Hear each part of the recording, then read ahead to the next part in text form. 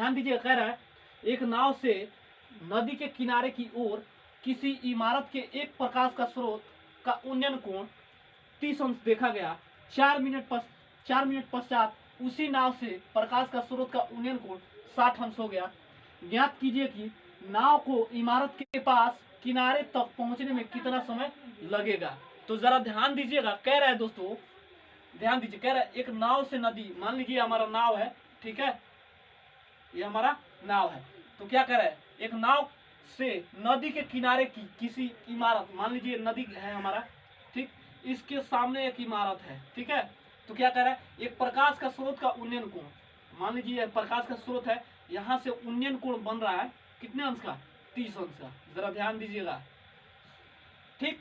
तो कह रहा है 4 मिनट पश्चात, मान लीजिए नाव कुछ दूरी पे चला गया, 4 मिनट पश्चात, यहाँ से मान लीजिए हमारा 4 मिनट हुआ, ठीक।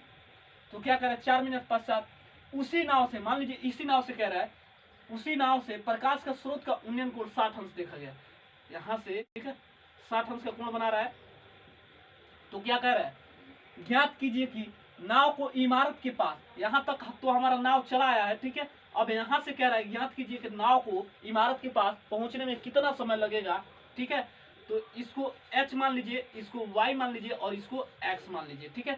तो देखिए ये दूरी और ये दूरी दोनों जुड़ जाएगा, आपस में क्या होगा, जुड़ जाएगा। तो ये x प्लस y हो जाएगा।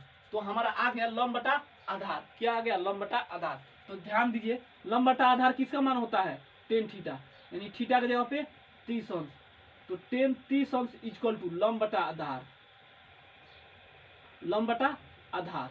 30 अंश का मान क्या होता है, 1/√3 होता है। क्या होता है, 1/√3। लंब हमारा कितना दिया है, h माने हैं, लंब h और आधार x प्लस वाई, ठीक है, क्योंकि यह दूरी और यह दूरी दोनों प्लस हो जाएगा, ठीक है। तो अब बाई क्रॉस मल्टीप्लिकेशन कीजिए, तो ये हो जाएगा दोस्तों x plus Y equal to h√3, ठीक है। अब इसको इधर लाइए, तो h equal to x plus Y equal upon √3 होगा, ठीक है। Equation number 1। अब यहाँ ध्यान दीजिए, अब 60 अंश को लीजिए, लंब बटा आधार, लंब बटा आधार किसका मान होता है, टेन थीटा, यानी टेन 60 अंश, ठीक है। टेन 60 अंश इक्वल टू लंब बटा आधार। चलिए, टेन 60 अंश का मान क्या होता है, √3। लंब हमारा कितना है, h, लंब हमारा कितना है, h अपान आधार कितना है, y है, कितना है, y है। तो y हर एक लेके बाई क्रॉस मल्टीप्लिकेशन कीजिए, तो ये हो जाएगा h इक्वल टू √3y, ठीक है। Equation number 2। चलिए ध्यान दीजिएगा, अब देखिए, अब हम लिखेंगे समीकरण 1 और समीकरण 2 को हल करने पे, ठीक है। समीकरण 1 व समीकरण 2 को हल करने पर समीकरण है हमारा h equal to x plus y upon √3 equal to समीकरण नंबर 2 √3y, ठीक है। अब हर एक के लेके बाई क्रॉस मल्टीप्लिकेशन कीजिए, तो ये हो जाता है x plus Y equal to, यहाँ भी अंडर रूट है, यहाँ भी अंडर रूट है, जब वर्ग टूटता है तो अंडर रूट भी टूटता है, तो ये कितना हो जाएगा, 3y, ठीक है। मान लीजिए कह रहा है यह दूरी x मिनट में तय करता है, यानी 4 मिनट में तय करता है, तो यह दूरी कितने मिनट में तय करेगा। तो जरा ध्यान दीजिएगा, x का मान x इक्वल टू 3y, इधर प्लस है, बराबर के इधर आएगा, क्या होगा, माइनस होगा y, ठीक है। तो x इक्वल टू कितना होगा, ये 2y। अब यहाँ ध्यान दीजिए, कह रहा है x इक्वल टू कितने मिनट में तय करता है, यानी 4 मिनट में, ठीक है। 4 मिनट में दूरी तय करता है, ठीक है। अब यहाँ ध्यान दीजिए, अब x का मान कह रहा है ना, x का मान हमारा निकल गया 4 मिनट, अब y का मान कह रहा है, ठीक है। तो यहाँ ध्यान दीजिएगा, ये हमारा x इक्वल टू कितना है हमारा, 2y, ठीक है। तो y का मान निकालना है, तो y इक्वल टू x का मान हमारा कितना है, 4 मिनट में तय करता है, तो 4 बटा y का मान कितना है, 2, यानी 2 दूना 4, यानी y का मान कितना मिनट में आ गया, 2 मिनट। ये हमारा आंसर होगा। ये दूरी 4 मिनट में तय करता है, तो x का मान 4 मिनट हुआ, y का मिनट पूछ रहा है दोस्तों कि कितने मिनट में इमारत तक पहुंच जाएगा, यानी 2 मिनट में। कितने मिनट में? 2 मिनट में। ठीक है, ये हमारा आंसर हुआ। कह रहा है भूमि के एक बिंदु से एक 20 मीटर ऊंचे भवन के शिखर पर लगी एक संचार मीनार के तल और शिखर का उन्नयन कोण क्रमशः 45 और 60 अंश है। मीनार की हाइट ज्ञात कीजिए, यानी मीनार का ऊंचाई ज्ञात कीजिए।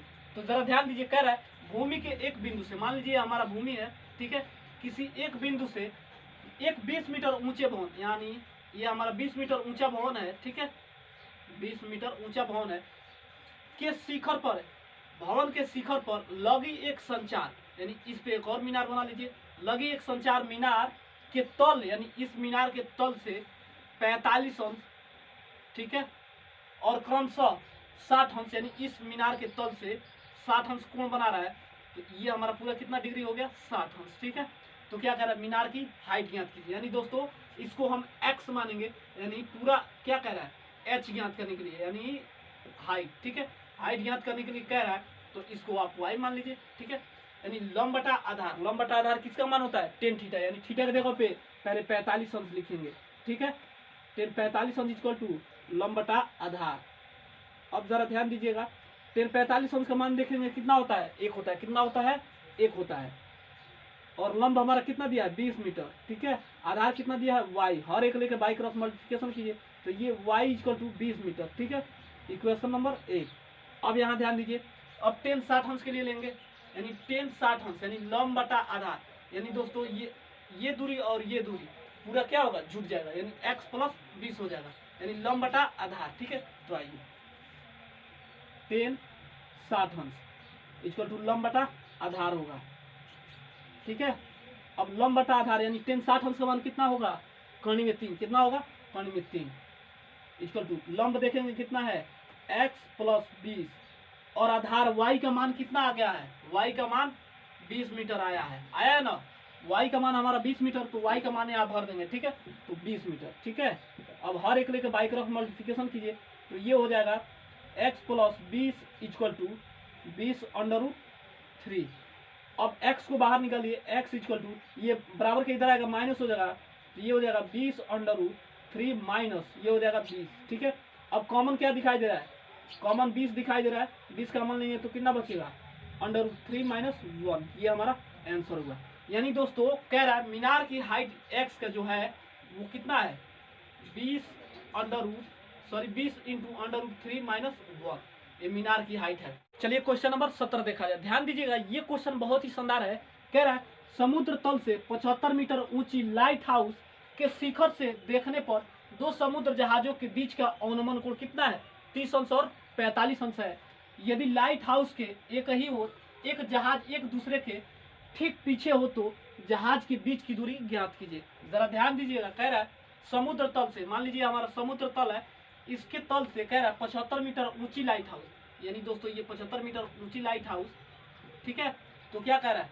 शिखर से देखने पर दो समुद्र जहाजों का अनुमान कोण, यानी शिखर है हमारा, यहाँ से देख रहा है तो दो जहाजों के बीच कितनी है? 30 अंश और 45 अंश का अनुमान कोण बना रहा है। ठीक है, तो क्या कह रहा है? लाइट हाउस के एक ही ओर एक जहाज एक दूसरे के बीच की दूरी कितनी है? यानी दोस्तों कह रहा है जहाज के बीच की दूरी कितनी होगी? यानी दोस्तों एक हमारा ये जहाज हो गया, ये एक जहाज हो गया, यानी दोस्तों जब ये 75 होगा तो ये भी दूरी 75 होगा। ठीक है, तो ये x हो जाएगा, ये y हो जाएगा। ठीक है, तो ये दोनों क्या होगा? जुड़ जाएगा। ठीक है, अब जरा ध्यान दीजिए, कह रहा है लंब बटा आधार यानी 10 30 अंश, यानी दोस्तों लंब हमारा कितना दिया है? 75 और आधार कितना दिया है? x plus 75। ठीक है, तो 10 30 अंश इक्वल टू लंब बटा आधार कितना होता है? लंब बटा आधार होता है, यानी 10 30 अंश का मान 1 बटा रूट 3 होता है, इक्वल टू लंब हमारा दिया है 75 बटा x प्लस 75। ठीक है, अब यहाँ बाई क्रॉस मल्टीप्लिकेशन करेंगे तो कितना हो जाएगा? ये हो जाएगा x प्लस 75 इक्वल टू ये हो जाएगा, सॉरी ये 75 होगा। ठीक, तो ये हो जाएगा 75 अंडर रूट 3। अब x को बाहर लीजिए तो ये हो जाएगा x इक्वल टू ये इधर आएगा माइनस हो जाएगा, तो ये हो जाएगा 75 अंडर रूट 3 माइनस 75। ठीक है, अब जरा ध्यान दीजिए, अब यहाँ कॉमन क्या दिखाई दे रहा है? अगर हम 75 कॉमन लेंगे तो क्या बचेगा? x इक्वल टू 75 कॉमन लिए तो कितना बचेगा हमारा? Under root 3 minus 1। ये हमारा आंसर हुआ। यानी दोस्तों क्या कह रहा है, जहाज के बीच की दूरी कितनी होगी, x इक्वल टू एक्स का मान निकाले ना, तो हो जाएगा हमारा 75, पोस्ट में होगा √3 -